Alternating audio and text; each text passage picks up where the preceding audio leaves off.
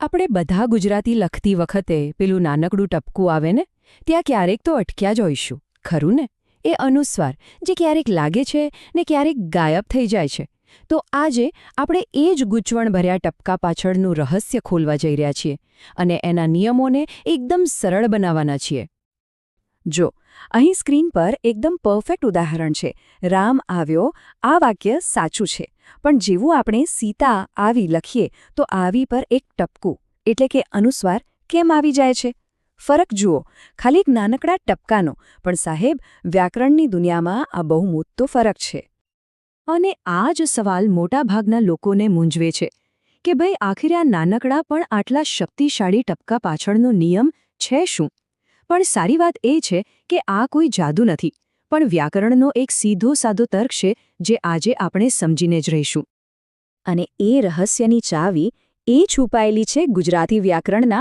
બસ એક જ શબ્દમાં જાતિ હા ગ્રામેટિકલ જેન્ડર એકવાર આ કોન્સેપ્ટ મગજમાં બેસી ગયો ને એટલે સમજો કે અનુસ્વારની અડધી ગૂંચવણ તો ત્યાં જ પૂરી તો પાયાનો નિયમ એકદમ સીધો અને સરળ છે જો વાક્યનો કરતા પુલ્લિંગ હોય જેમ કે રામ તો ક્રિયાપદ પર કોઈ ટપકું કોઈ અનુસ્વાર નહીં આવે એટલે આપણે કહીએ રામ આવ્યો પણ જો કરતા સ્ત્રીલિંગ હોય જેમ કે સીતા કે પછી નપુંસક હોય જેમ કે ખેતર તો ભાઈ ક્રિયાપદ પર અનુસ્વાર આવશે ને આવશે જ એટલે જ સીતા આવી અને ખેતર વેચ્યું એ સાચા વાક્યો છે સારું આ તો થઈ સિંગલ કર્તાની વાત પણ કહાનીમાં ટ્વિસ્ટ ક્યારે આવે છે જ્યારે વાક્યમાં એક કરતાં વધારે કરતા હોય અને અહીંયા એન્ટ્રી થાય છે જોડનારા શબ્દોની એટલે કે સંયોજકોની અને મજાની વાત તો એ છે કે તમે અને વાપરો છો કે અથવા એનાથી આખો ખેલ બદલાઈ જાય છે આને સમજવા માટે આપણે આ જોડનારા શબ્દોને બે ટીમમાં વહેંચી દઈએ પહેલી ટીમ છે બધાને ભેગા કરવાવાળી જેમાં આવે છે અને કે તથા અને બીજી ટીમ છે પસંદગી આપવાવાળી જેમ કે અથવા કે હવે અહીંયા એક મસ્ત વળાંક આવે છે જ્યારે આપણે અને વાપરીને બે અલગ અલગ જાતિના કર્તાને જોડીએ જેમ કે પુલ્લિંગ રામ અને સ્ત્રીલિંગ સીતા ત્યારે ક્રિયાપદ બહુવચન બની જાય છે કેમ કારણ કે હવે વાત એક જણની નથી બે જણની છે અને જેવું બહુવચન થયું એટલે ક્રિયાપદ પર અનુસ્વાર આવે જ જાય એટલે જ આપણે કહીએ છીએ રામ અને સીતા આવ્યા ઓકે તો અનેનો નિયમ તો સમજાઈ ગયો પણ જો આપણે પસંદગી આપીએ તો જો વાક્ય હોય રામ અથવા સીતા તો શું થશે શું નિયમ એ જ રહેશે ચાલો જોઈએ અને અહીંયા જુઓ આખો નિયમ પલટી જાય છે અથવા આવે ને એટલે ક્રિયાપદને આખા વાક્ય સાથે કોઈ લેવા દેવા નથી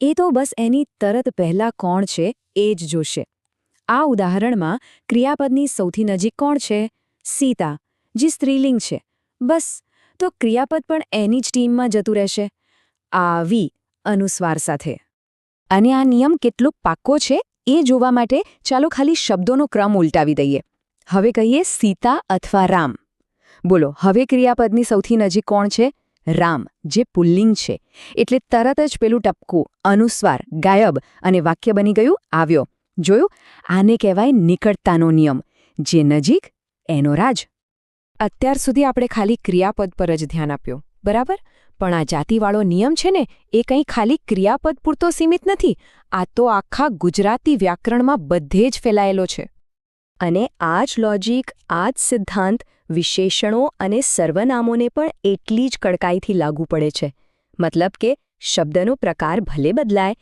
પણ જાતિ સાથે તાલમેલ બેસાડવાનો નિયમ ક્યારેય નથી બદલાતો ચાલો ઉદાહરણ જોઈએ ટમેટું શબ્દ છે નપુંસકલિંગ એટલે જ આપણે કહીએ છીએ ખાટું ટમેટો ખાટો કે ખાટી નહીં એવી જ રીતે આંસુ પણ નપુંસક છે એટલે એ હંમેશા ખારા જ હોય મતલબ કે વિશેષણ હંમેશા એ જેની વિશેષતા બતાવે છે એ સંજ્ઞાની જાતિને વળગી રહે છે હવે વાત કરીએ સર્વનામોની અહીં પણ નિયમ તો એ જ છે પણ એક નાનકડો ટ્વિસ્ટ છે કેટલાક સર્વનામો એવા છે જે જન્મજાત અનુસ્વાર સાથે જ આવે છે જેમ કે હું તું મારું તારું આપણું આને તો બસ યાદ જ રાખી લેવાના એમાં કોઈ છૂટકો નથી આ ઉદાહરણ જુઓ આનાથી આખો કોન્સેપ્ટ એકદમ ક્લિયર થઈ જશે જ્યારે આપણે કહીએ આપણા દીકરા તો દીકરા પુલ્લિંગ છે એટલે આપણા પર કોઈ ટપકું નથી. પણ જેવો જ આપણે સંતાનો શબ્દ વાપરીએ જે નપુંસક છે કે તરત જ જાદુ થાય છે. આપણા અને ગયા બંને પર અનુસ્વાર આવી જાય છે. આ બતાવે છે કે કોઈ પણ શબ્દની જાતિ ઓળખવી કેટલી જરૂરી છે. તો હવે સૌથી મોટો સવાલ કે આ જાતિ ઓળખવી કઈ રીતે, ખાસ કરીને નિર્જીવ વસ્તુઓની? એના માટે કોઈ ટૂલ છે? જી હા, બિલકુલ છે. એકદમ સરળ અને અસરકારક. એક માસ્ટર કી. અને આ રહી આપણી માસ્ટર કી. 3 ક ટેસ્ટ. નિયમ એકદમ સિમ્પલ છે. કોઈ પણ શબ્દ લો અને એની પાછળ આ 3માંથી એક સવાલ લગાવી જુઓ. કેવો, કેવી કે પછી કેવું?